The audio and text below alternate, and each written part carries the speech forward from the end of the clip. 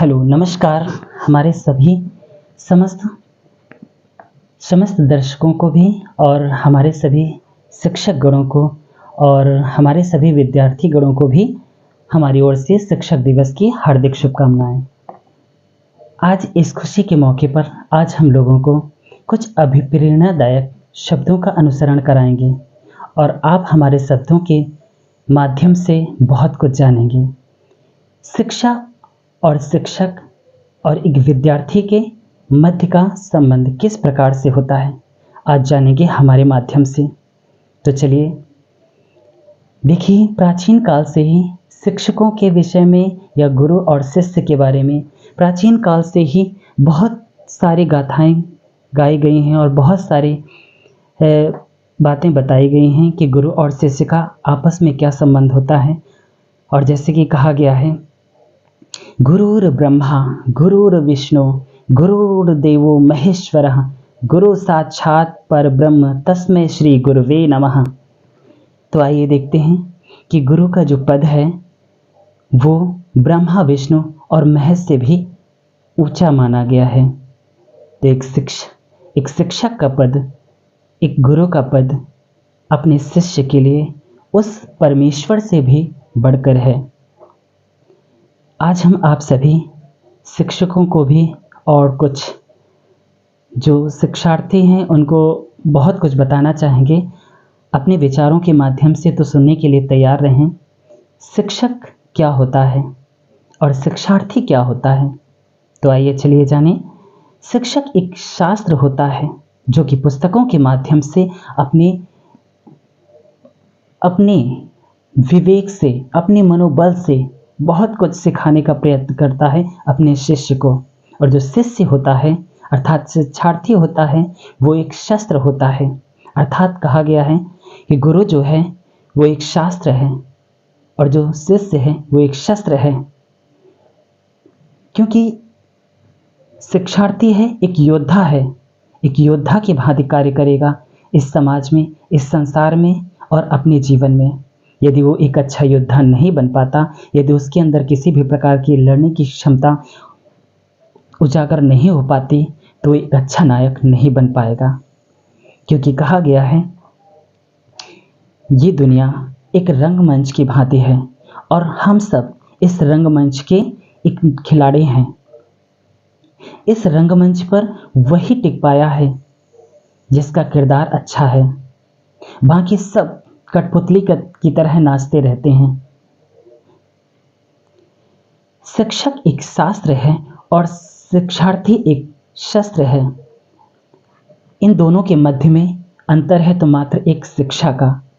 शिक्षा जो है ये एक युद्ध स्थल है और युद्ध स्थल पर योजनाएं बनाई जाती हैं ताकि विजय प्राप्त की जा सके। और उस युद्ध स्थल पर जीत हासिल करने के लिए जो गुरु होता है अपने शिष्य को अनेक प्रकार से प्रशिक्षण प्रदान करता है। यदि उसका प्रशिक्षण अच्छा हुआ, यदि उसका ज्ञान अच्छा हुआ, तो उसका शिष्य कभी भी युद्ध स्थल में पराजित नहीं होता, बल्कि युद्ध के लिए और अधिक शक्तिशाली बन जाता है और वो जीत हासिल ही करता है।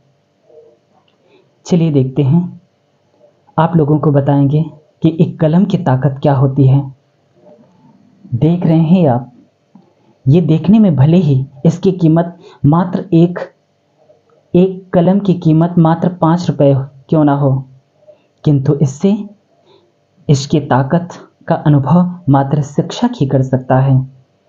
क्योंकि एक कलम से किसी की ज़िंदगी लिखी जाती है, अर्थात किसी के भविष्य का निर्माण किया जा सकता है तो किसी की ज़िंदगी का अंत भी किया जा सकता है। बचपन से लेकर जब तक एक विद्यार्थी जब बचपन से बड़े तक जब तक इस कलम का इस्तेमाल करता है, अर्थात वो अपने जीवन के निर्माण के लिए प्रयोग करता है, अपने भविष्य के निर्माण के लिए प्रयोग करता है इस कलम का। लेकिन एक जज इसी कलम का इस्तेमाल करने से किसी की ज़िंदगी को समाप्त भी कर सकता है, अर्थात किसी की ज़िंदगी की सज़ा लिखता है और फांसी की सज़ा, समझ गए होंगे। तो देखिए इस कलम की कितनी बड़ी ताकत होती है कि किसी की ज़िंदगी का निर्माण लिखा जा सकता है तो किसी की मौत का फरमान भी लिखा जा सकता है। तो शिक्षा और कलम और शिक्षार्थी, आशा करते हैं कि आप लोग समझ गए होंगे।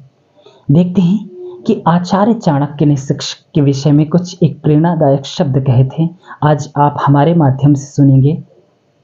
आचार्य चाणक्य ने कहा है, अगर योजना 1 वर्षीय हो तो फसल की बुआई करें।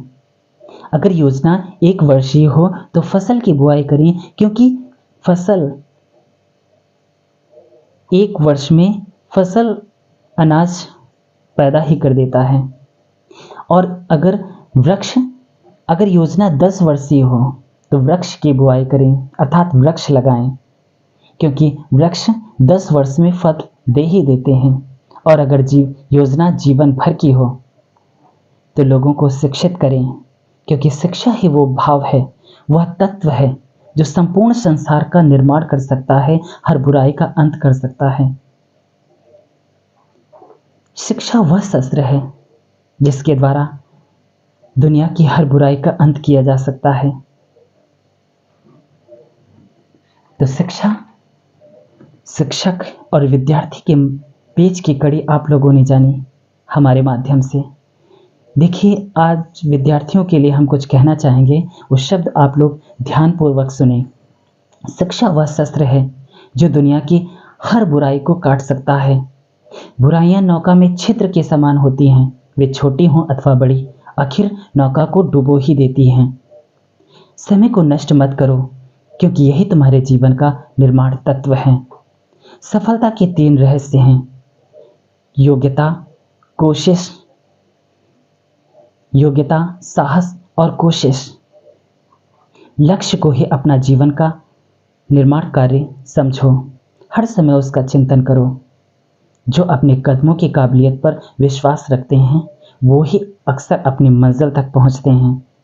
अपने प्रत्येक कार्य को पूरी लगन और ईमानदारी से करने का प्रयत्न करें, क्योंकि यही आपके जीवन का निर्माण करेगा। जय हिंद, जय भारत।